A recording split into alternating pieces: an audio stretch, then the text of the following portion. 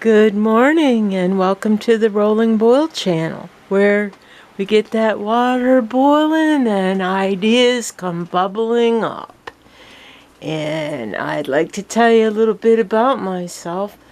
I was like this helpless hoarder, and life can be very chaotic when you hoard things and you put things where they don't belong. And a difference between the pack rat and the hoarder is the pack rat can get it all in a spot and just have a lot of stuff, but it does have a place. My hoarding problem, I would have like stuff in the baskets in the refrigerator. Just like, it's weird. I don't know what happened to me. But it can lead to depression. So what I do is I watch YouTube and I watch how people cook and how they prep, survival prepping. So what I'd like to say about survival prepping is to get the food in cans and get the food that you know you're going to eat. Why would you go and get sacks of flour and oats? Are you a baker? Is that what you're going to eat in the crisis? Or are you going to have some canned meats and stuff? I have some dried beef, I have some chicken breast meat, pulled pork, crab meat, tuna, Spam, corned beef. So this is the stuff that we would normally eat, and we do. I especially like the chicken breast meat. I use that instead of buying meat in the store. It's just me and Jim, and he doesn't like to eat leftovers, so I don't go and cook chicken, bake chicken in the oven. I just use them, and it's pretty good. So yesterday's homework was to take Jim's bread and the rest of the bread so it doesn't get wasted, and cube the bread and make croutons. So I use my softened butter. Yeah, it looks pretty today. Nothing to bitch about. And then no bitching in the kitchen. So then I butter, and I use this garlic with Italian herbs, and then I put them in the oven till you get the crispiness that you want, and it makes a pretty good snack. I like to just snack on those. I ate a bunch last night and I ate them in the bed. So when Jim came to bed, we had to take the whole bed apart and get all the crumbs out. I'm such a bum, but it's okay. We fixed it, didn't we? So the other assignment I had was to take everything out that was here on the side of the refrigerator. And I'm going to try to keep this space open for a while, just so I can get a discipline of minimalizing things, keeping it down. So then we want to do an update on these jars. You know, you love this one, you ignore this one, and you hate this one. So when I was in the laundry room, I found this cup, okay? And it's really offensive when you see it. So I don't know why I have anything in the kitchen that would cause me a bad reaction. So this is the last day of my test, because you should always focus on love, okay? And in your kitchen, you really can't have a zero, something that you're going to ignore.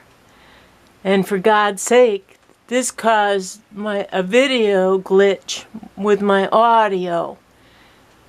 So when I found this cup downstairs, it's offensive. So what I'm going to do is, right now,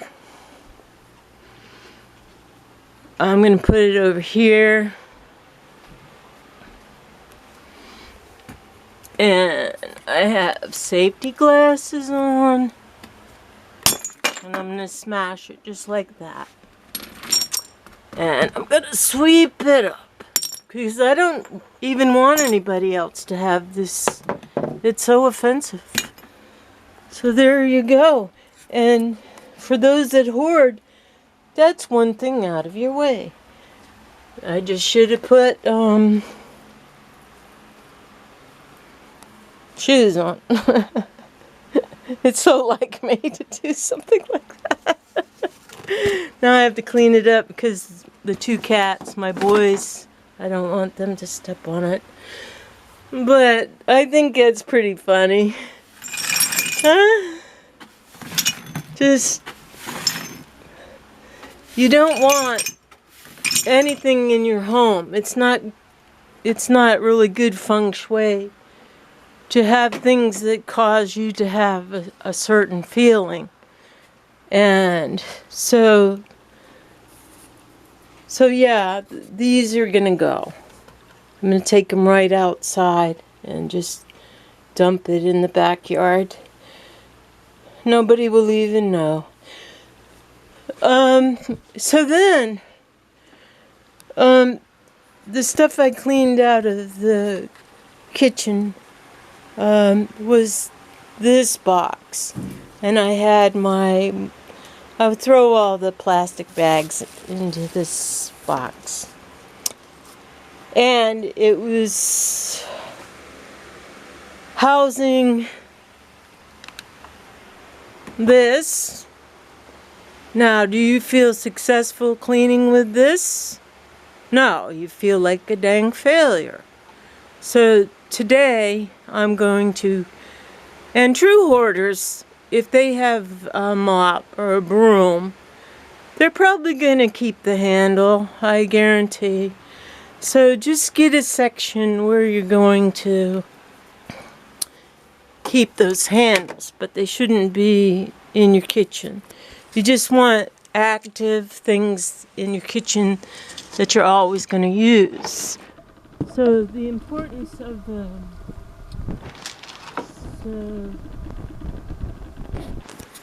don't worry, Mom. I'm gonna get that. Nobody's gonna step on it. I probably won't. I'm so accident prone since COVID. They say stay home, be safe. Alright. So I made a makeshift umbrella cane stand, and I'm going to fix the top. I'm going to repaint it, and I'm going to embellish the top so you don't see those flaps. But I couldn't find one anywhere, so all these people get stuff from Amazon, so there's all these kinds of boxes that I can use.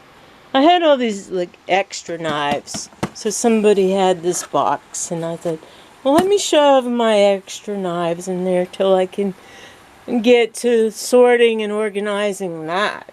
I mean, like, you can go in so many rabbit trails in this place, it's not even funny. So, meanwhile, I put my favorite picture I got at Goodwill, and I just like stuck it in the window because some of my art that I do is all mixed in with the mix of my hoarding pile. And this picture has really gone through the ringer. I had a neighbor, and she was Russian, and she was at the Russian art gallery. There's a couple Russian art galleries here in Portland, Maine, and she was interested, but nobody else was. So it took a while to get the picture back because they don't want to give me any money for it, but they want to keep it. So I know that, I just wanted to go ahead and, try to copy it someday, put my own spin on it. I think it's a good composition to practice. So, one trip to the grocery store this was the other assignment, to put this together. And it's too big for these cabinets. But I wanted to get it because I know I can use it someplace else. And it was tempting to put it up in that spot, let me tell you, but it doesn't fit. It doesn't really fit that way. So,